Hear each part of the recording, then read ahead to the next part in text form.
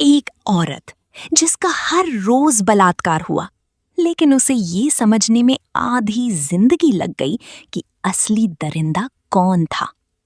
युद्ध के बीच फंसी एक औरत, बाहर गोलियां चल रही थीं और अंदर उसकी आत्मा हर रोज मर रही थी।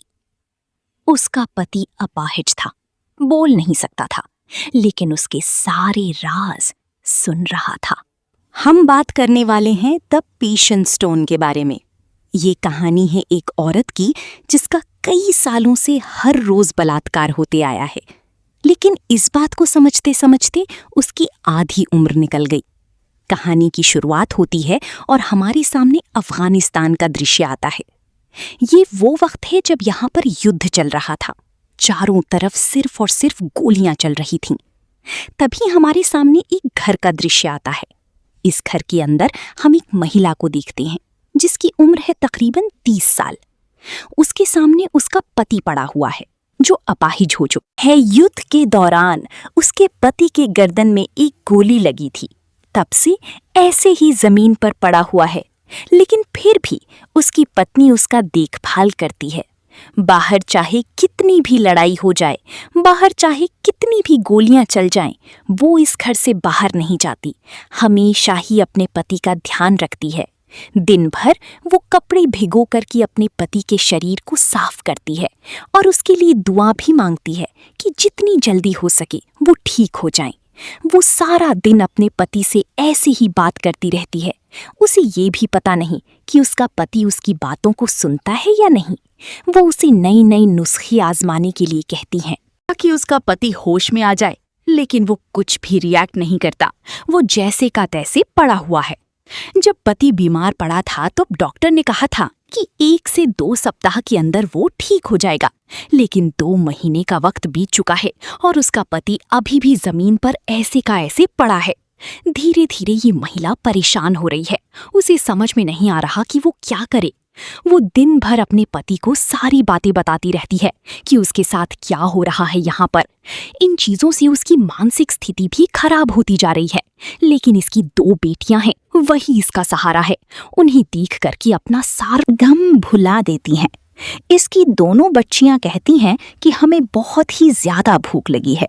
इनके घर में राशन भी नहीं है और ना ही पीने का पानी है।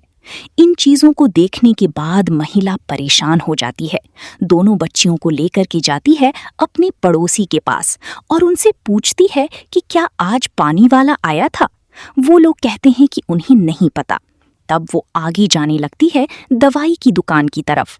इसी बीच यहाँ पर बहुत सारी मिलिटेंट आ जाते हैं जो अंधाधुन गोलियां चलाते हैं और बॉम्ब्स भी फोड़ते हैं, लेकिन यहाँ के लोगों को ये आदत हो चुकी है। हर रोज उन्हें गोलियों की आवाजें सुनाई पड़ती हैं और बॉम्ब्स का फटने के भी वो अपने काम में लगे रहते हैं, क्योंकि कई महीनों से ये चीज यहाँ पर ऐसे ही चलती जा रही है। अब वो महिला पहुंच जाती है एक दवाई की दुकान में और अपने पति के लिए दवाइयां मांगती हैं। दुकानदार कहता है कि अब मैं तुम्हें और दवाइयां नहीं दे सकता। ऑलरेडी तुम्हारा उधार बहुत ही ज्यादा हो चुका है। मुझे नहीं लगता कि तुम पुराना कर्जा भी चुका पाओगी। मैं तुम्हें और कर्जा नहीं दे सकता। इन बातों को सुनने के बाद महिला बहुत परेशान हो जाती है और वापस चली आती है अपने घर पर। उसे पता है कि उसका पति भूखा है। वो भले ही बातचीत ना कर सकता हो और उसका शरीर ना चले, फिर भी उसके शरीर को खाने की जरूरत है। वो नमक पानी डाल करके उसके मुंह में एक पाइप लगा देती है ताकि पानी उसके शरीर के अंदर जा सके।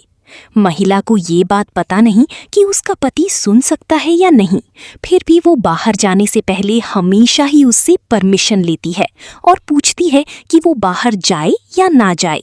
वो सारी बातें बताती है कि वो बाहर किस काम के लिए जा रही है।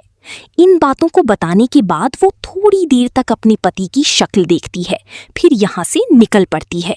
इस महिला का इस पूरी शहर में एक ही रिश्तेदार है और वो है इसकी आंटी जो बगल में ही रहती है। अब इसकी परेशानियां बहुत ही ज्यादा बढ़ चुकी हैं, इसीलिए वे मदद मांगने के लिए जाती है अपनी आंटी के पास। बाकी उसके सारे के सारे रिश्तेदार यहाँ से जा चुके हैं शहर छोड़ करके, जब से यहाँ पर हमला शुरू हुआ है। ये महिला पहुंचती है अपनी आंटी के दरवाजे पर और दरवाजा खटखटाने लगती है। तब एक अज्ञात महिला दरवाजा खोलती है जब ये महिला पूछती है कि उसकी आंटी कहाँ है, वो कहती है कि मुझे नहीं पता, इस घर को अब हमने ले लिया है। वो महिला ये भी कहती है कि मैं तुम्हारी कोई भी मदद नहीं कर सकती, यहाँ से चली जाओ। ये बात कहीं ना कहीं इस महिला को अंदर से तोड़ करके रख देती है, क्योंकि अब वो बिल्कुल अकेली हो चुकी है। वो किसी पर भी भरोसा नहीं कर सकती और इस शहर में कोई बचा भी नहीं है। वापस आकर के वो अपने पति को सारी बात बताती है कि उसकी आंटी भी शायद यहाँ से चली गई। अब उसे पता नहीं कि वो किससे जाकर के मदद मांगे। बच्चे भूखे हैं, घर में ना ही खाना है और ना ही पानी, और बाहर हर तरफ गोलियां चल रही हैं। वो अपने पति को कहती है कि आपकी माँ और आपके भाई भी शहर को छोड़कर के चले गए और उन लोगों ने मुझे एक बार बताया भी नहीं, और ना ही मेरी बच्ची को। तब से हम यहाँ पर अकेले पड़े हुए हैं। वो कहती है कि उन्हें पता लग गया था कि आप अपाहिज हो चुके हैं, इसीलिए वो हमें बताना नहीं चाहते थे। कोई भी आपकी जिम्मेदारी नहीं देना चाहता। यहाँ पर हमें पता लगता है कि उसका पति जब ठीक था तब उसकी माँ पर कोई उंगली भी नहीं उठा सकता था। अगर कोई भी मिलिटेंट इनके घर पर हमला करता था तब सबसे पहले लड़ने वाला शख्स उसका पति ही था। उसका पति यहाँ के सेना की तरफ से लड़ रहा था, लेकिन उसके साथियों ने उसके गर्दन में गोली मार दी। तब से उसकी ऐसी हालत है और वो अपाहिज होकर के पड़ा हुआ है। ये महिला आज पूरी तरीके से टूट चुकी है। वो कहती है कि अब हमारी मदद सिर्फ ईश्वर ही कर सकते हैं। वो ऊपर ईश्वर की तरफ देखती है और दुआ करने लगती है कि वो उसकी मदद करे और उसके बच्चों की भी। तभी उसे अपने बच्चों की आवाज़ें सुनाई पड़ती हैं। वो चली जाती है कमरे में। इन्हें भूख लगी है।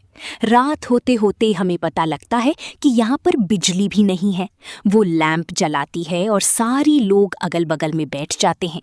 इन दो मासूम बच्चियों को कुछ भी पता नहीं कि बाहर क्या हो रहा है। उन्हें ये भी नहीं पता कि उनके पिता के साथ क्या हुआ।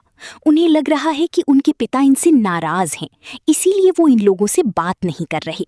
वो बार बार पूछती रहती हैं, लेकिन ये महिला उन्हें कुछ भी नहीं बताती कि उनके पिता के साथ क्या हुआ है।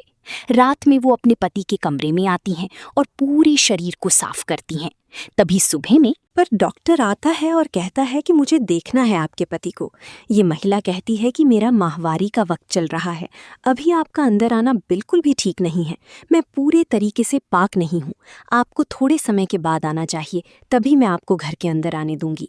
ये डॉक्टर कहता है कि मैं अभी बाहर जा रहा हूँ, मुझे आने में थोड़ा वक्त लगेगा।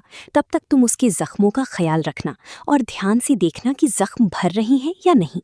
तब महिला चली आती है अंदर और अपने पति के जख्मों को देखने लगती है। बहुत देर देखने के बाद उसे अंदाजा होता है कि उसका जख्म ठीक नहीं हो रहा।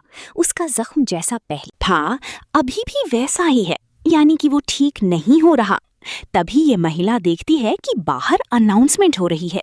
जब वो खिड़की से देखती है तब उसे पता लगता है कि यहाँ पर बताया जा रहा है कि मस्जिद में बहुत ही सारा हथियार बटने वाला है और सारे लोग अपने अपने घर के लिए हथियार ले आएं। इन बातों को सुनते ही महिला समझ जाती है कि यहाँ पर दुश्मनों का हमला होने वाला है, इसीलिए हथियार बट रहे हैं। वो तुरंत अपनी बच्चियों को लेती है और बगल वाले तहखाने में चली आती है। यहाँ पर जितने भी लोकल लोग हैं सारे के सारे आने लगते हैं तहखाने के अंदर। इनके साथ एक अपाहिज आदमी है। वो लोग उसे अंदर नहीं ला करके बाहर ही छोड़ देते हैं सब लोग। अब ईश्वर से दुआ कर रहे हैं बैठ करके तहखाने के अंदर। तभी दुश्मन आकर के हमला करने लगते हैं। चारों तरफ बॉम्ब्स फट रहे हैं। यहाँ पर टैंक भी घूम रहा है, मिसाइलें भी छूट रही हैं। सबको आवाजें सुनाई पड़ रही हैं। कोई भी समझ नहीं पा रहा कि आखिर यहाँ पर क्या हो रहा है। थोड़ी देर के बाद सारी आवाजें रुक जाती हैं। तब ये महिला बाहर जाती है अपने पति को देखने के लिए। तब बाकी लोग भी बाहर आते हैं और उस अपाहिज आदमी को अंदर लेकर के आते हैं, क्योंकि इन्हें पता है कि ये हमला इतनी जल्दी नहीं रुकने वाला। अगर बाहर टैंक है तब वो लोग फिर से हमला करेंगे। इसी बीच वो महिला पहुंच जाती है अपने पति के पास। देखती है कि हर तरफ धूल और मिट्टी है। वो उसके पूरे शरीर को साफ करती है और देखती है कि उसकी आंखों में भी धूल गई हुई है। तब वो वहां पर आई ड्रॉप्स डालने लगती है। इसी बीच वो देखती है कि अभी भी बाहर एक टैंक घूम रहा है, यानी जल्दी ही हमला होगा। लेकिन वो अपने आप को संभालती उससे पहले दोबारा हमला हो जाता है। यहाँ की खिड़की टूट जाती है। अब चारों तरफ पांट और पत्थर हैं। तभी उसे एहसास होता है कि उसकी बच्चियां अकेली हैं तहखाने में। वो भाग करके जाती है तहखाने के नीचे और अपनी बच्चियों को गले से लगा लेती है, जब तक ये सारा का सारा हमला बंद नहीं हो जाता। थोड़ी देर के बाद वो बाहर आकर के देखती है कि पूरी खिड़की टूटी हुई है। तब वो पूरे कमरे की सफाई करने लगती है कि इस कमरे को दोबारा अच्छा बना सके। उसका पति अभी भी यहीं पर लेटा हुआ है।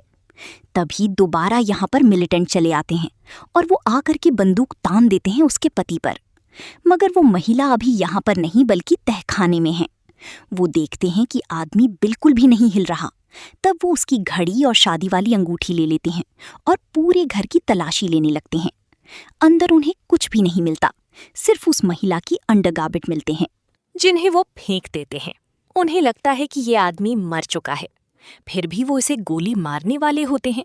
तभी वो देखते हैं कि इस आदमी का यूनिफॉर्म बगल में ही पड़ा है, यानी कि ये भी कभी मिलिटेंट हुआ करता था। इन चीजों को देखने के बाद वो इन्हें छोड़ करके चली जाते हैं। तभी महिला आती है ऊपर।